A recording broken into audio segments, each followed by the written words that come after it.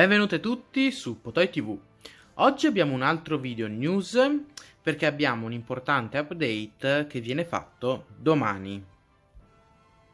L'aggiornamento questa volta viene diviso in due sezioni.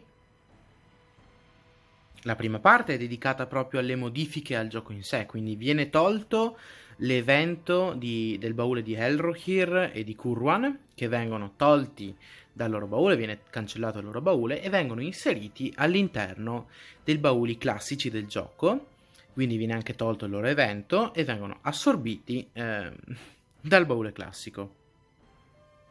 La seconda parte, che è dedicata invece ai cambiamenti su due eroi in particolare. Questa patch note purtroppo non va a risolvere alcuni bug del gioco o a implementare delle nuove meccaniche, ma va semplicemente a modificare delle abilità e dei titoli di questi due comandanti, il Re dei Morti e Kirun, due comandanti tier 3, uno della fazione del bene, l'altro della fazione del male. Andiamo a vedere cosa viene cambiato. Per il Re dei Morti vengono toccati i tre titoli, il primo di rispetto 0, il secondo di rispetto 3 e il terzo di rispetto 5, e una abilità. Il titolo Incorporeità viene modificato cambiando il buff alla concentrazione e alla forza, viene cambiato con un danno, ovvero il nostro eroe farà un 200% di danno da concentrazione. Tuttavia non ci è dato sapere il cooldown e gli effetti di livello massimo, quindi comunque diventa una buona abilità, perché i danni da concentrazione vi ricordo che scavalcano la difesa del nemico, però non ci è dato sapere tutto quello che ci sarà di contorno su questo titolo. Mentre per il titolo Uomini della Montagna di rispetto 3 viene modificato il buff che viene fornito alla forza, viene invece fornito alla concentrazione. Una cosa molto utile, soprattutto perché lui appunto ha danni da concentrazione e non danni fisici, quindi è una cosa molto importante.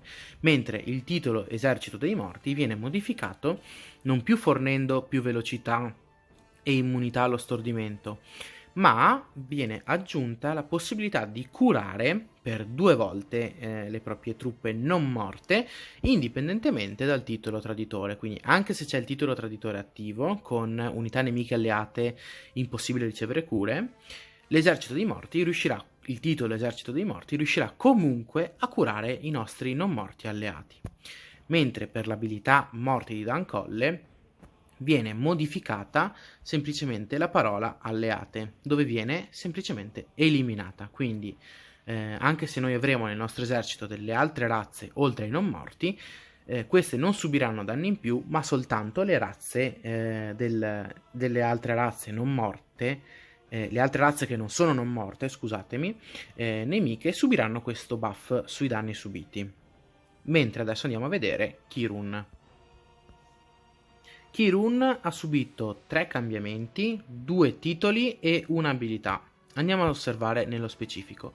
Viene cambiato Volto Dorato, che non è più riferito solo alle unità a distanza nemiche, ma a tutto l'esercito nemico, e viene data non la sicurezza che questi causino danni minimi, ma una possibilità del 75% per tutto l'esercito nemico di causare danni minimi per quel round.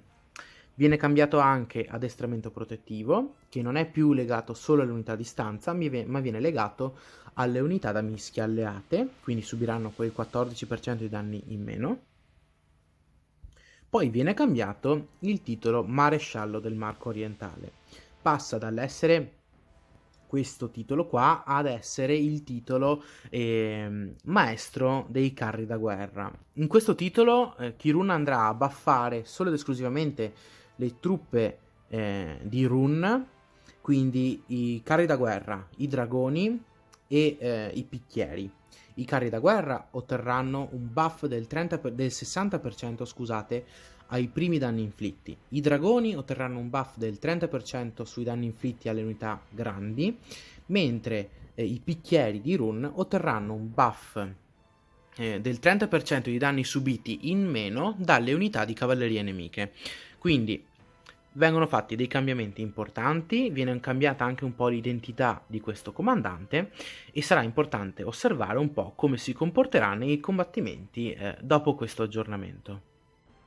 Purtroppo questo è un aggiornamento che secondo me non è molto valido. Sì, va a modificare due eroi, uno viene potenziato, l'altro un po' cambiato, però non è questo quello che interessa davvero ai giocatori.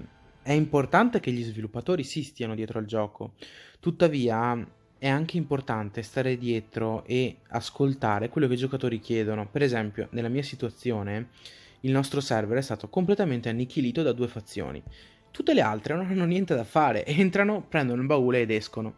Quindi è importante che gli sviluppatori che implementino qualcosa da fare per noi, quindi anche qualcosa extra dalle guerre e dalla guerra di fazione, dagli obiettivi della stagione. Quindi non so, qualche evento PvE, qualcosa, un'arena PvP, non lo so, insomma, in qualche evento che sia trasversale alla stagione e che ci permetta di giocare al gioco anche quando la stagione in sé è finita, perché per noi più o meno sarà così, nel senso proveremo una sortita all'ultimo momento per recuperare la nostra capitale, però nulla più di quello.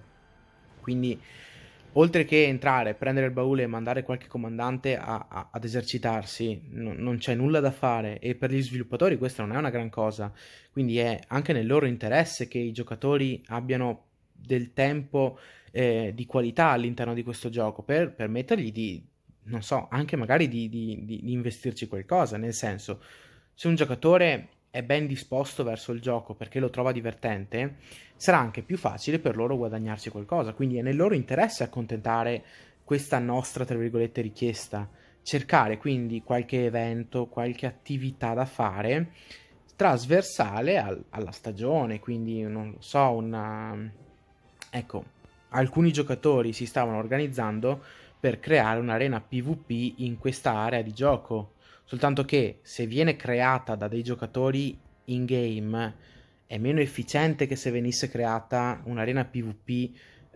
magari anche accessibile verso Dol Guldur, non lo so, in qualche zona neutrale della mappa magari con una lunga marcia. Può essere, tu quella zona lì ci puoi fiondare, magari non so, non puoi costruire forti, ma il tuo personaggio si può muovere liberamente in quell'area e combattere o attivare una sorta di tastino che ti fa accedere a un PvP online comandante contro comandante, non lo so, qualcosa di simile, insomma un modo che un qualcosa che ci possa coinvolgere maggiormente anche a discapito degli obiettivi di stagione, della guerra in generale, perché quando quella non c'è il gioco un po' perde, purtroppo, e questo gli sviluppatori lo devono capire, quindi mi raccomando. Il video di oggi è finito e per far arrivare questo video anche agli sviluppatori mettete like, scrivete dei commenti con dei consigli anche su quello che secondo voi potrebbe aiutare a migliorare questo gioco, like, commenti, quindi iscrivetevi al canale, è molto importante, molti di voi non sono iscritti, vi chiedo di iscrivervi così da raggiungere anche la soglia dei 100 iscritti, e per il video di oggi ragazzi è tutto, ciao!